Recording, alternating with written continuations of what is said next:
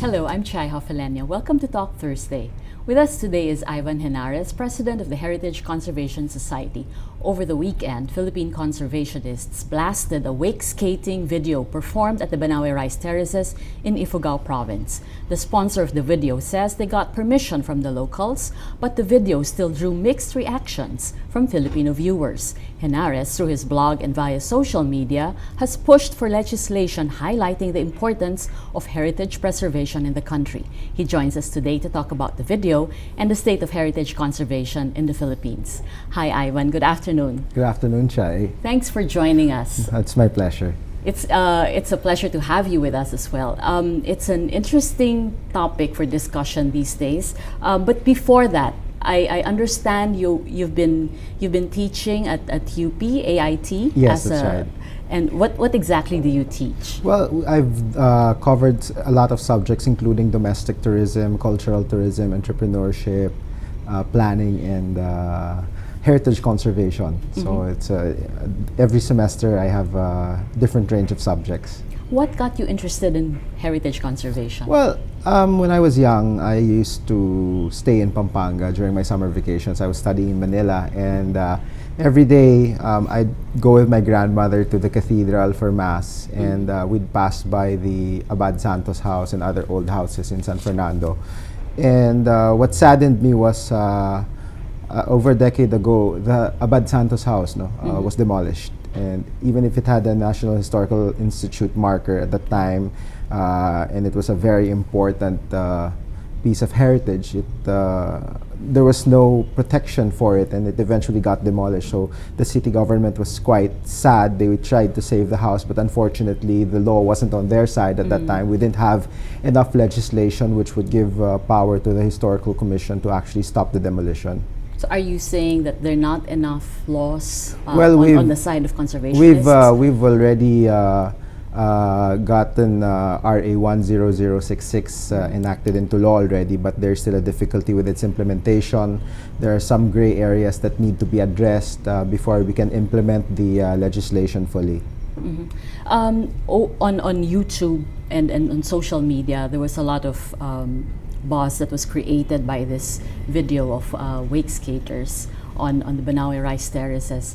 What was your personal reaction when you first saw the video? Well, there were mixed reactions. It's actually the first time we're going to be talking about the video, although our colleagues over the weekend already gave their reactions to it, and many said that the video was inappropriate. We were studying the whole thing, the fact that they went through a certain kind of, how do I say it, permission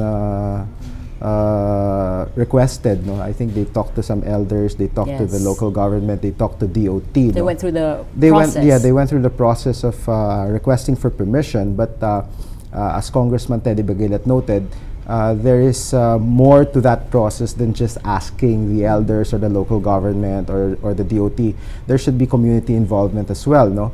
What bothered me about the video was not the stunt itself, but the fact that he called it a wake skating paradise, which it's not a wake skating paradise. And our take on it is that wake skating after this stunt should not become a commercial activity in the rice terraces. The rice terraces are primarily an agricultural part of our cultural heritage, and it should be agricultural in nature. And if we encourage this kind of activity, it really diminishes the meaning and the symbolism that the rice terraces bring, not just to Ifugao, but to our national heritage as well. So we have to be careful about how we promote the rice terrace. Yes, it created a buzz about the rice terraces, but is the buzz the right kind of buzz that we want to create? We might give the wrong impression to, especially to foreigners, that they can come to the rice terraces anytime they want, and they can wake skate anytime they want. And they can choose any of the terraces. And they can choose any of the rice terraces. So we have to be careful about how our rice terraces are portrayed, especially to the international community, because we have to understand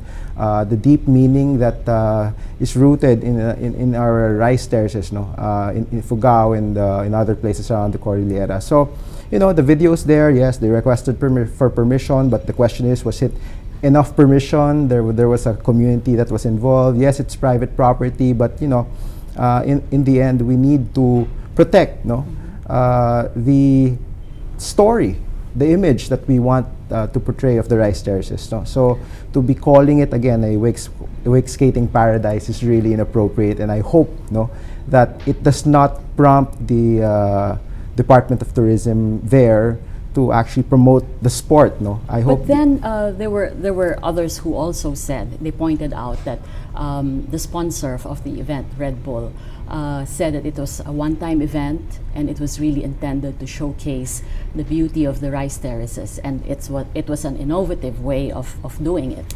Hopefully it's a one-time event, because again, it's an inappropriate activity. But the phrase itself, a Wakeskating paradise, is like saying that come over here. It's unknown, and it's open for all. People can come here and wakeskate anytime they want. So we have to be careful about the wording that was made in that video. Yes, it's there. They asked permission, but then again, there are a lot of questions that need to be answered, and I think that Congressman Teddy Bagilat raised many of those questions over the weekend, especially in the manner in which permission was requested. Let me play devil's advocate. Some would say, critics of conservationists would say, who are you to tell us that we can't or we're not supposed to do this? And of course, those who did it would say that we went through the process, we got the approval of the locals.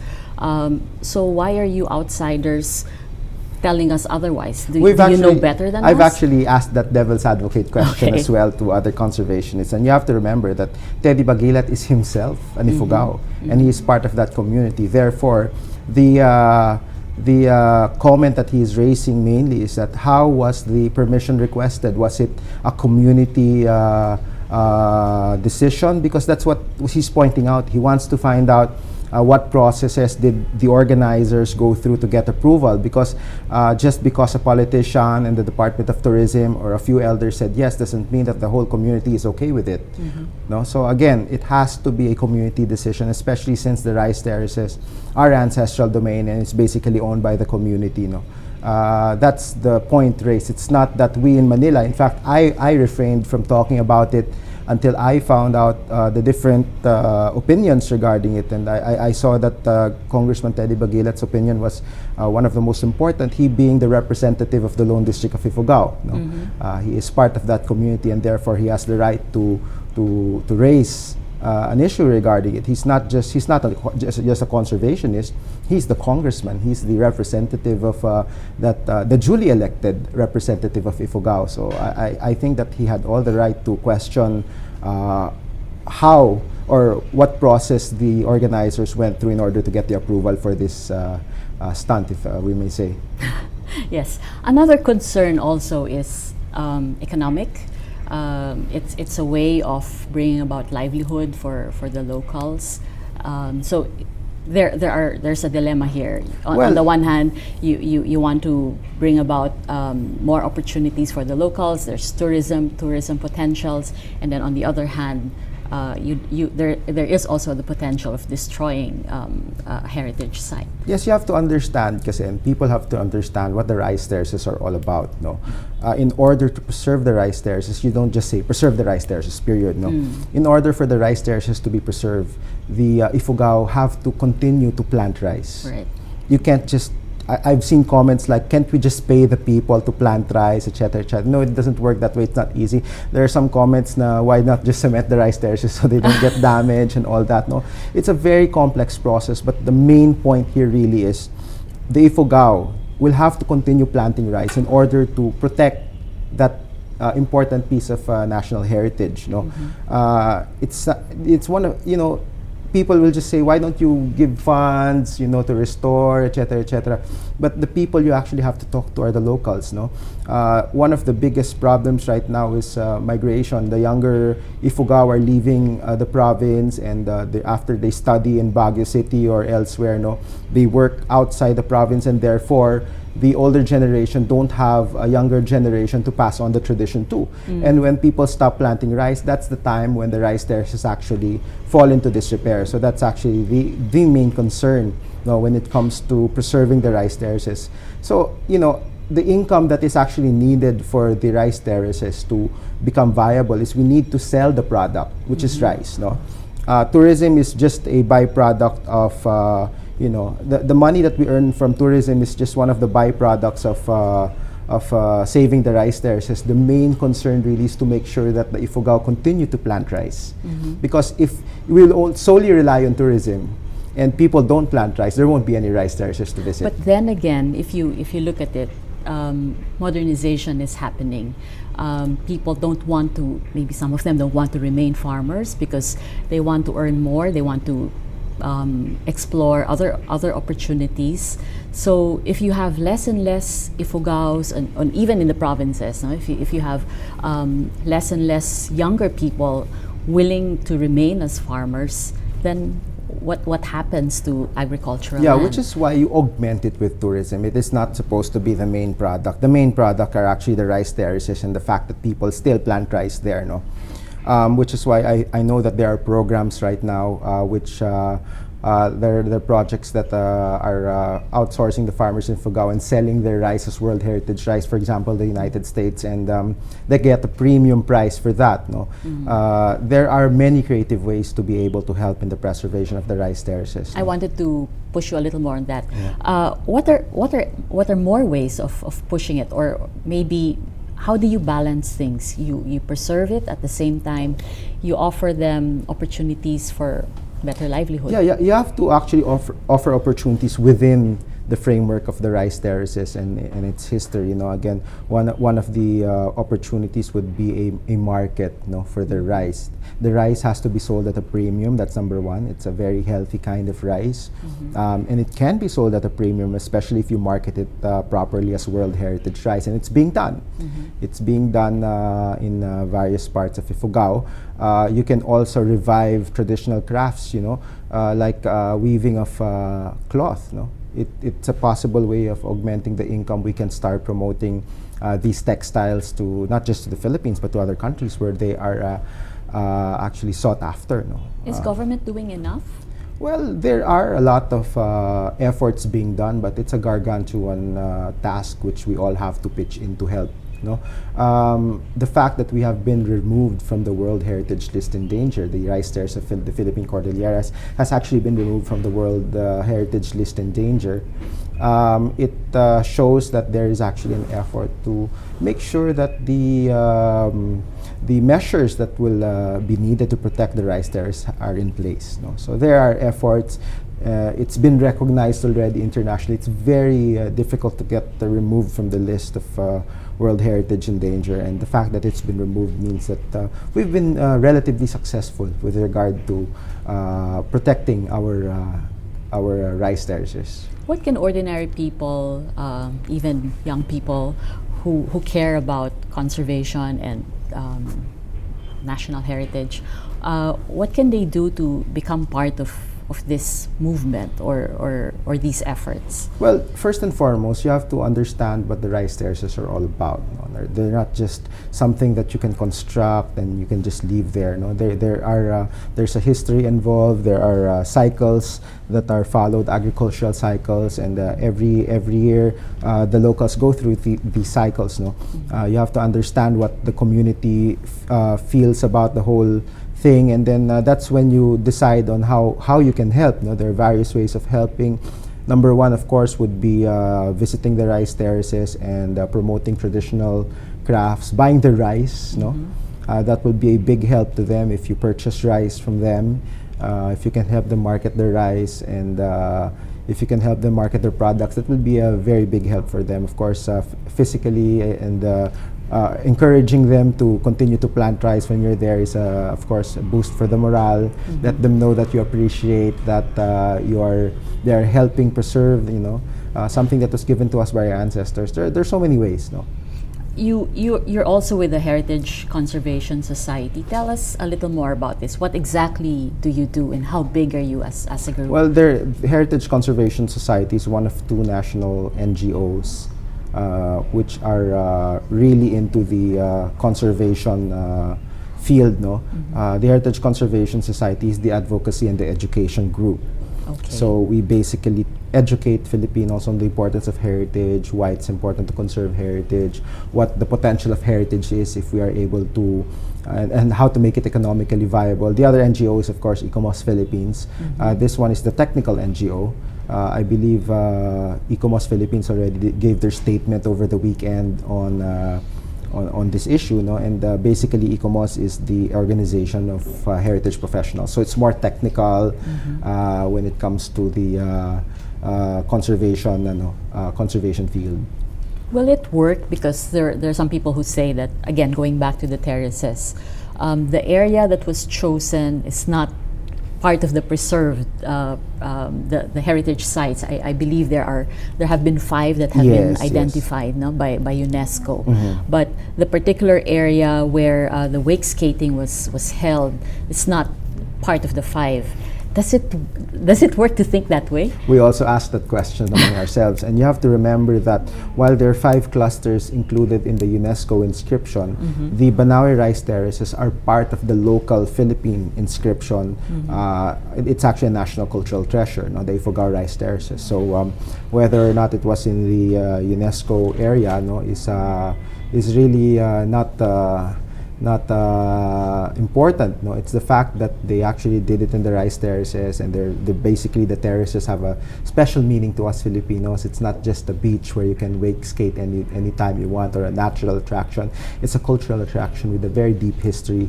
I mean, imagine how Egypt would react, for example, if someone went rock climbing on the pyramids.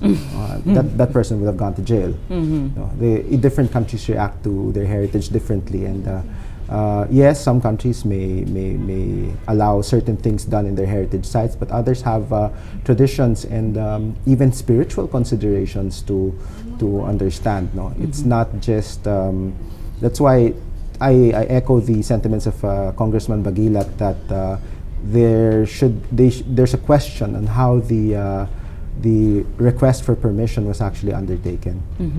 I'd like to shift also, because this is a similar topic, similar issue, the Taal Basilica. This has also come to our attention because apparently the parish priest has built an events venue right beside. Or is building. It's building, yes. Yes, it's building, there's yes. If I'm not mistaken, about 1 floor that's almost done. There's already. I've seen photos of the facade that they've been constructing, no, and we've also refrained from reacting to that issue because why? Information has been given to us that there is actually a consultation that will happen, that will be spearheaded by the National Historical Commission of the Philippines. Therefore, before we say anything about it, we'd like to hear what the stakeholders discussed. No, I think Ramon Arlina, who first contacted me about the issue, and he actually sent me all the materials regarding the construction. And Monsignor Madlambayan will be meeting face to face during that meeting. No, so it's really a question of what the community and what our national laws have to say about it. No, there's a very difficult balance that we have to achieve when we are preserving heritage. On one side, just like in the Ifugao community, it's not just enough to have the approval of the community. There are national laws which we have to follow, no? And Taal Basilica, being a National Historical Landmark, is protected by law, and therefore any construction within the basilica, it has to undergo certain processes, and they have to request permission from the National Historical Commission. Right, and if I remember right, there are two laws that are applicable here. Yeah. You mentioned one earlier, which is RA 10066 and RA 10068. Yes, and there's another one, PD. So there might be 3. Yes. PD 1505. Yes, which makes it unlawful to make any or introduce any modifications. That's actually the original law which declared the landmarks, no, but there are later laws which actually strengthen these earlier laws, no. So the Taal Basilica is actually a protected landmark, and therefore it has to undergo a process of permission before anything is constructed. But again, I don't. Yes, you were saying a while ago that there's a process, there will be consultations, but if there's blatant violation of an existing law, why go through a process? Why not just say, this is illegal, we have to stop it? That will have to come from the National Historical Commission of the Philippines.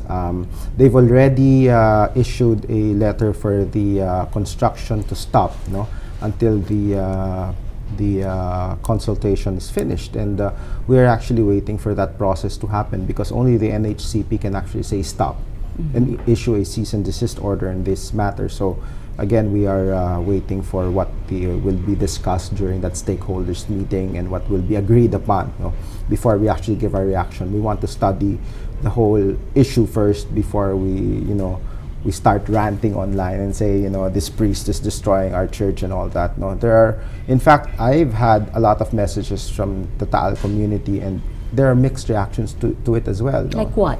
Some agree, some don't. So why? What is the basis of? Well, they say agreement? that some say that the priest, especially this is a heritage community. Some people are saying that he's doing what is needed to be done for the church. That the Taal Basilica, being the biggest Catholic church in Asia, needs a lot of money for how do I say it, for its upkeep. No.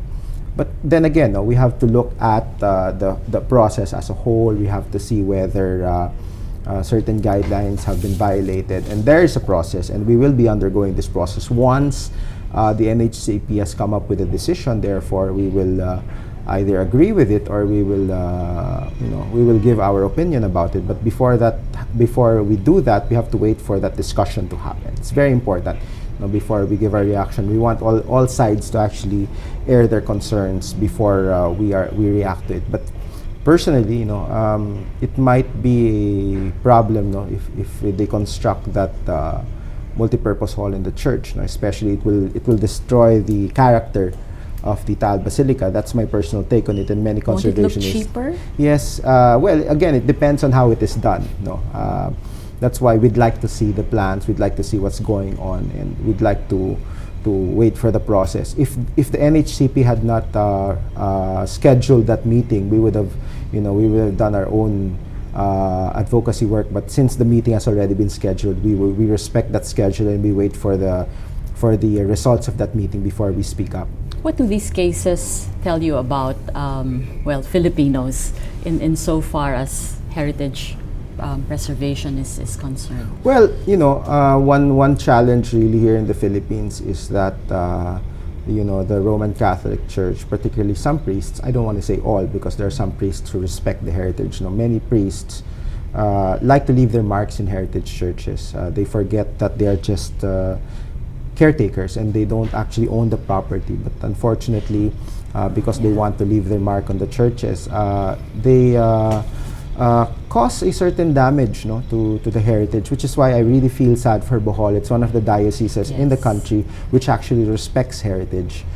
In fact, it's the only diocese, in fact, I don't know of any other diocese in the country which actively gets its churches declared, which is why 10 of them are national cultural treasures, and there were supposed to be more declared if the earthquake did not happen. So it was very important that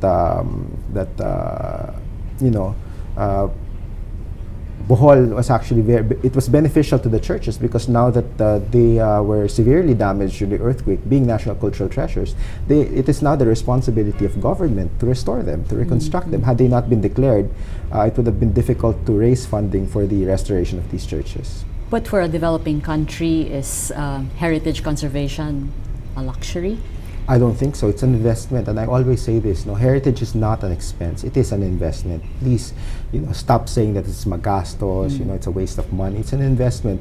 Why do you think Vietnam and other countries, they're fast overtaking us when it comes to tourism? They spent millions of dollars when it comes to restoration. Vietnam has been restoring its heritage sites. Singapore, Malaysia, Thailand, Indonesia, they've been spending money to restore their heritage sites. And here we are in the Philippines. We're just presenting our shopping malls, our modern buildings, which can't even compete with modern buildings in our neighbors. And we should actually be thinking of what makes us unique, what makes us special. And many of our heritage sites, are symbolisms of being Filipino. And if we continue to call them expenses, that's really a sad situation, because we will continuously be overtaken by our neighbors if we do not understand that conserving, preserving, restoring heritage is an investment. So government should actually be providing a bigger budget Yes, for definitely. conservation. You know, that's what our neighbors are doing. Their governments are providing a lot of money for restoration, not just because it is important, because they are important pieces of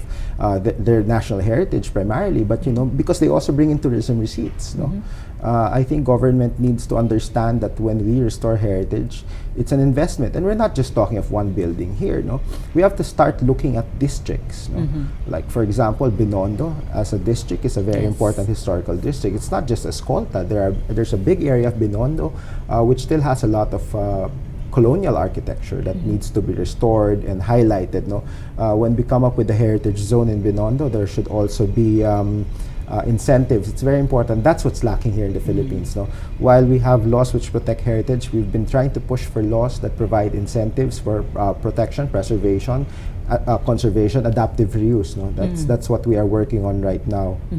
There's one question from social media. This is from Harold Mali Gomez. He asks, there are too many heritage and historical sites in the country. How can we help in preservation as ordinary citizens regarding other, and this covers all other sites? Well, it's really a community effort. You know, if you have to get the local community involved first. No, we can't watch over all the heritage sites in the country. You know, it's not going to work unless the community gets involved, understands why the heritage is important, and really fight to protect, you know, the sites. It's very successful in communities that do that, but we've had problems in communities that actually still don't understand the concept of heritage that we need, and we really need to raise awareness.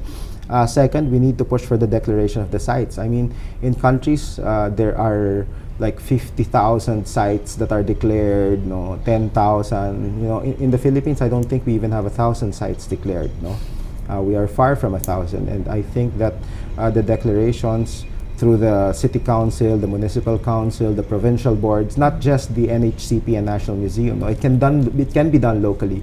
Local governments can declare their own heritage properties and protect them at the local level. But we really need to declare not just individual buildings, no? Because what happens right now is, you know, we are losing buildings because our government agencies look at the buildings as individual buildings rather than looking at them as part of an entire district. No, that's actually the mindset that we want to change. It's not just this building and that other building. We don't have to prove the history of every individual building, but rather it's the history of the entire district. No, which is what's happening in Binondo right now. There are buildings that are being demolished individually, and they'd say, "Oh, that building is not important or it's not historically significant." But what we are saying is that, which is sad, because that particular building is part of a historical district, and the district should be declared as a whole.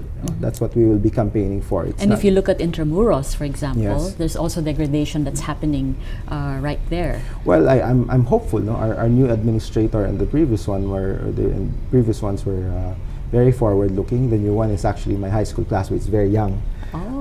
Attorney Marcos Ardillo, and I think he has really good plans for Intramuros. We've been chatting quite a lot. And Manila has a new mayor as well. Manila has a new mayor, and Carlos is also very active when it comes to tourism there. So, you know, we are hoping that things will change. Now, it's very important, especially for the city of Manila. No, in fact, Manila is doesn't even have a tourism logo to speak of. Whereas if you go to other countries in the world, the capital cities at the very least, they have tourism campaigns. No?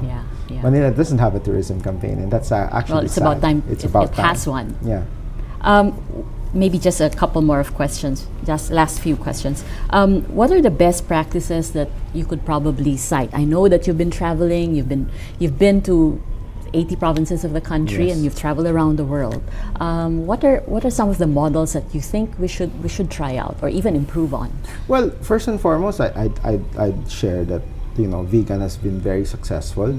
About 30 years ago, many people wanted to demolish the old houses because they were dilapidated, they were falling apart, they were really crumbling, no? And the people were saying, we have to get rid of these houses, we have to replace them with new buildings. But conservationists came in and the local community who believe in heritage, they said, no, we should not touch this. This has potential. If we just understand what the importance of this heritage is and harness it through cultural tourism, we can actually make Vigan a better place. And look at it today. Vigan is a one city which can say that real property values went up because of heritage. It's very expensive now to buy an old house. No? So, I mean, people who are saying we should get rid of that house, send it to some other place, please, we don't like transferring heritage. It is not just like the one in Bataan. Yes, that is not conservation. No, people are saying, why are you allowing the house to rot? No, when it can be placed somewhere else. What we usually answer is, we'd rather have the house rotting today, because in the future, when we have the funds or when people understand it, it's still there to be restored. No, rather than you can't transplant it and then bring it back. Yeah, you can transplant it and bring it back. No, at least even if it's rotting today, Vigan was rotting 30 years ago, but look at it now. No. Look at it now. It's a bustling tourism city, which is, of course, with the which is highlighted by its heritage. No? And that's what we're saying for other places around the country. Yes, their houses are rotting now. Let them rot today. No? But in the future, when we have money, at least it's still there. And Vigan, we always use the example of Vigan. The houses were rotting. They were falling apart. But look at it today. No? They understood. Beautiful houses. Beautiful houses. Yes. Imagine if people had their way then and said, let's get rid of these dilapidated houses. We don't have a Vigan today. And that's what we're saying for the heritage around the country. No? Okay, it may be in a bad state today, but once we have funding and once people understand the importance of heritage, once people embrace and realize the economic potential of heritage through cultural tourism, then in the future we'll have funds to actually restore these houses, and they will become important parts of our tourism offer. No, they will bring in money, and we've seen successful examples all over Southeast Asia. I don't want to go as far as Europe because that's a different case, but within Southeast Asia, you can see how our neighboring countries are actually spending a lot of money just to make sure that the heritage is restored, because they bring in a lot of tourism receipts as well. And how about the intangibles? What's the value of all these heritage houses and preserving all these? Well, of course, the intangible heritage is an inherent part of our cultural heritage. When cultural tourism comes in, even the intangibles become highlighted. From the traditional arts and crafts to music, to literature and all that.